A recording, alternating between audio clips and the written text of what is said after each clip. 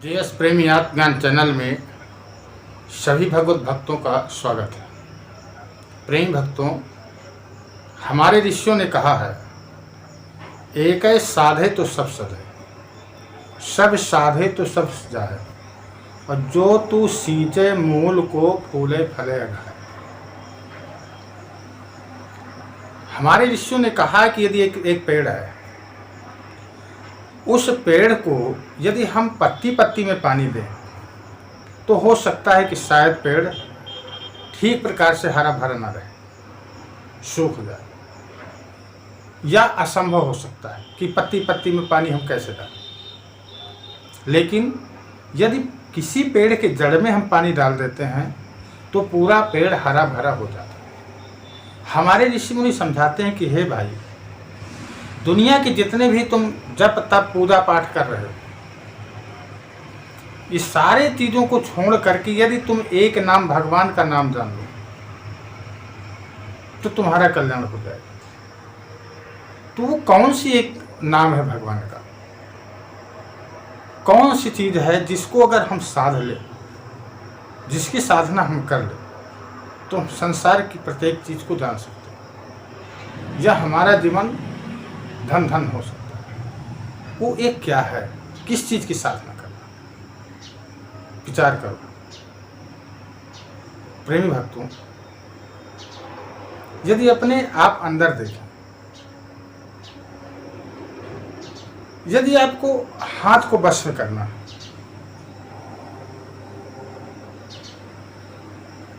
तो आपको क्या करना होगा। यदि पैर को वश में करना है तो क्या करना पड़ेगा। यदि आंख को वश में करना है तो क्या करना पड़ेगा। कान को वश में करना है, कान ना सुने कोई आवाज, आंख किसी चीज को ना देखे, हाथ किसी काम को ना करे, पैर किसी काम के लिए ना चले, इसके लिए क्या करना पड़ेगा। तो यदि हम किसी अंग को रोकते हैं, यदि हाथ को रोकते हैं तो केवल हाथ को रोकने के लिए हाथ को रोकना पड़ेगा।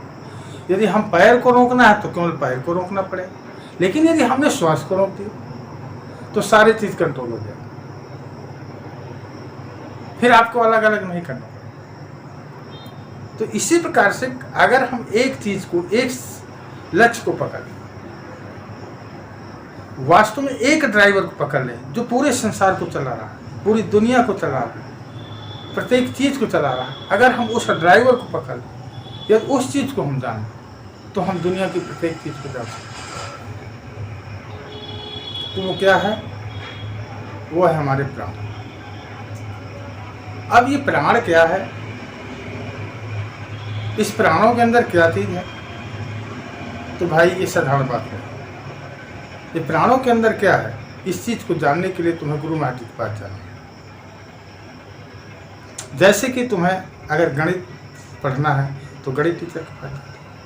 यदि किसी विद्यार्थी को इंग्लिश पढ़ना है तो इंग्लिश टीचर की खोज करना है। तुम्हें लोहे का सामान लेना है तो लोहे की दुकान में जाते हो। यदि सब्जी लेना है तो सब्जी की दुकान में जाते हैं। ठीक इसी प्रकार से भाई प्राणों के अंदर क्या है, इसको जानने के लिए हमें तत्वदर्शी महापुरुष के पास जाना है। जब तक हम तत्वदर्शी महापुरुष के पास नहीं जाएंगे तब तक हम प्राणों के अंदर की बात को नहीं जान सकते। क्योंकि इसका मालिक कौन है, जिसके अंदर बैठा होगा, इसके अंदर कौन सा मालिक बैठा, ये भी नहीं पता। दुनिया की बातें तो जान गए, संसार की बात की जान गए, आकाश की बात की जान गए, पाताल की बात की जान गए, पूरे संसार की बात की जान गए।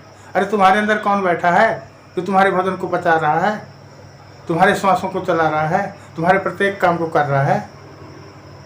बस यही जानना शेष बचा है। और अगर इसी चीज को जान लिया तो सब कुछ जान लिया। इसलिए प्रेम भक्तों, इसको जानो, बिना जाने कल्याण नहीं हो सकता। जब तक इस चीज को नहीं जानोगे बार बार जन्मना मरना पड़ेगा, बार बार आना जाना पड़ेगा। जब तक चावल धान में तब तक जामे आए, जग छिलके को छोड़ दो मुक्त रूप हो जाए। जब तक चावल के अंदर वो धान लिपटा रहता है, धान रहता है, तब तक वो जमीन में बोने से जम जाता है, जमता ही रहेगा।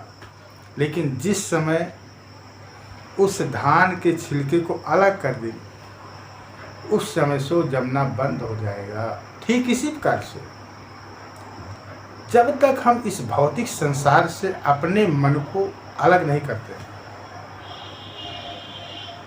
इस संसार में तो रहना है, लेकिन इस संसार में रहते हुए अलग रहना है। जिस प्रकार से कमल पानी में रहते हुए भी पानी से अलग रहता है, उसके अंदर कोई पानी ऐड डालते हैं तुरंत ढड़क जाता है, उस पर ठहरता नहीं। ठीक इसी प्रकार से संसार में हमें तो रहना है, लेकिन संसार की कोई चीज़ हमको विचलित न कर सके, हमको डिस्टर्ब न कर सके। तो कब डिस्टर्ब नहीं करेगी? जब संसार की चीज़ से कोई और अनोखी अच्छी चीज़ मिल जाएगी। और अनोखी चीज़ कौन होगी?